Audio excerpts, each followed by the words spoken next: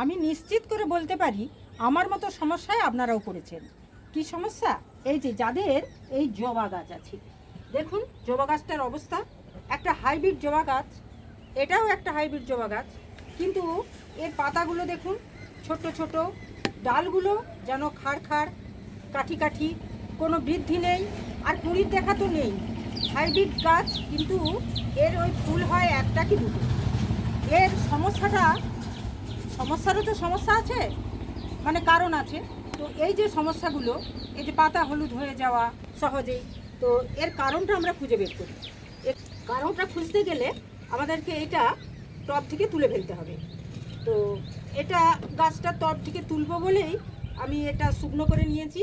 তো এখন এটা দেখি, একটু টান দিলেই উঠে আসবে আশা করি। এই যে দেখুন, এই যদি শিকড়ের অবস্থা হয় তাহলে গাছটার ফুলটা হবে কি করে? দেখুন অবস্থাটা আপনারা।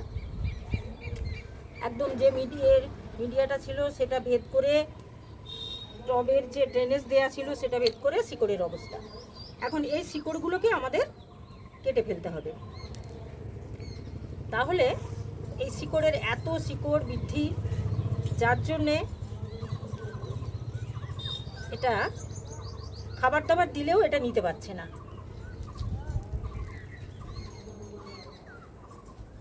ড্রেনেজটাও চেপে দিয়েছে।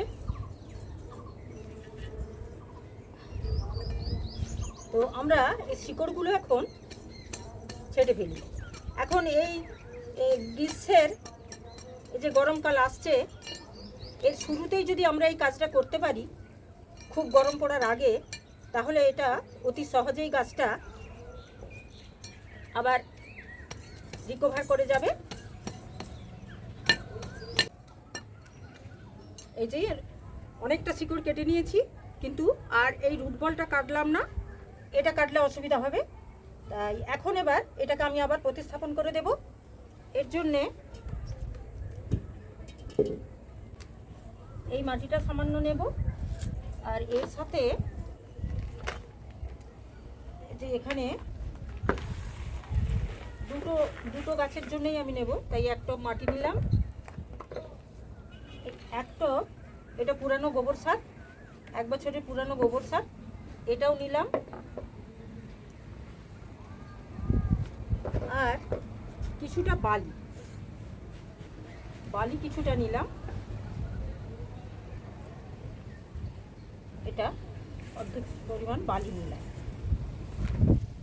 আর এর সাথে এখন যে খাবারটা দেব সেটা হলো, এটা শিংকুচি, হাড় গুঁড়ো, নিম খোল, সর্ষের খোল, বাদাম খোল, এই সব কিছু মিশিয়ে এটা একটা মিশ্র জৈব সার তৈরি করা আছে। এতে কিছু অনুখাদ্যও দেওয়া আছে। এটা আমি এখন এই দুটো গাছের জন্য দিয়ে দেবো। আর দেবো কিছুটা ভার্মি কম্পোস্ট, আর এতে কিছুটা দেবো আমি হিউমিক অ্যাসিড।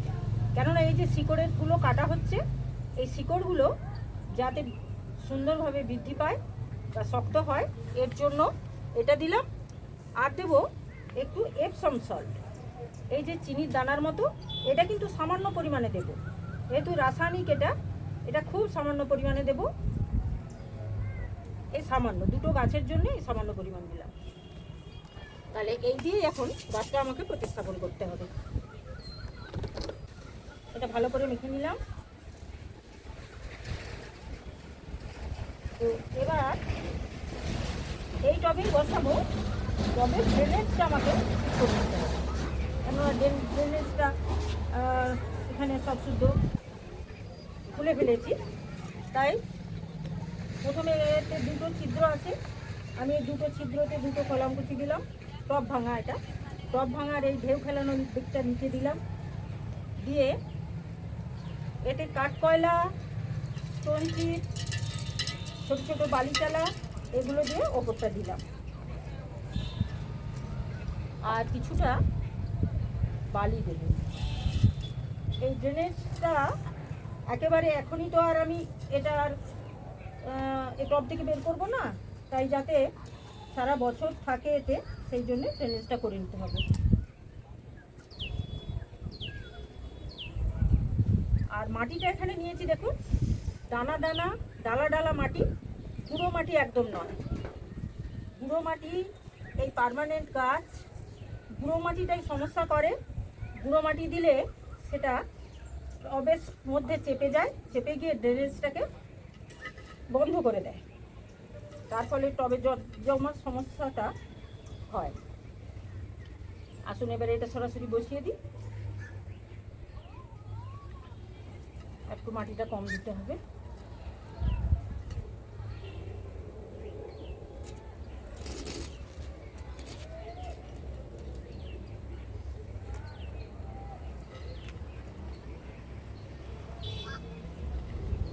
এটা ধারগুলো চেপে চেপে দিতে হবে।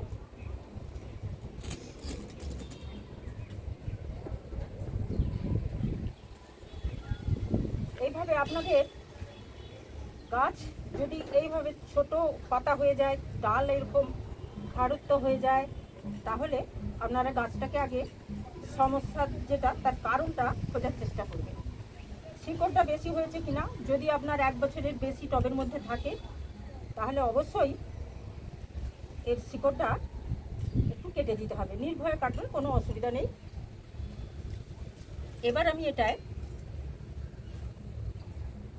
ভর্তি করে জল দেব।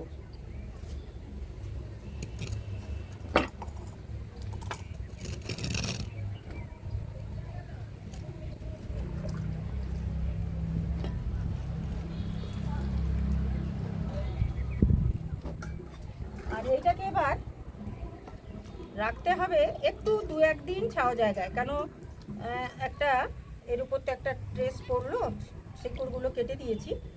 তো 2-4 দিন রাখার পরেই এটাকে ধীরে ধীরে রোদে বের করতে হবে। তো খুব কড়া রোদ এমনিতেই গাছে এই যে গরমের দিন আসছে, খুব কড়া রোদে রাখা যাবে না। একটু হালকা ছায়াযুক্ত জায়গায় বা কোনো গাছের পাশে এগুলোকে রাখতে হবে। তো এইভাবে আপনারা এরকম গাছের যদি সমস্যা হয় তার ট্রিটমেন্ট করুন, তাহলে আপনাদের গাছ আবার মানে পুনরায় সুস্থ সবল হয়ে ফুল দিতে থাকবে। এই হলুদ পাতাগুলো ফেলে দেব। আর এটার ডালগুলো খুব একটা কাটবো না আমি, কেন না ডাল যদি খুব একটা কেটে ফেলা হয় তাহলে সামান্য কেটে দেব অল্প করে।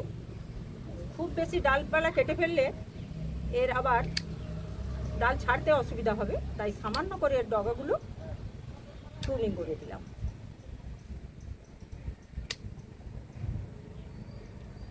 তো এই ছিল আমার আজকের জবা গাছের ট্রিটমেন্ট সম্পর্কে ভিডিও। যদি ভিডিওটা আমার ভালো লাগে তাহলে লাইক, শেয়ার, কমেন্ট করে জানাবেন।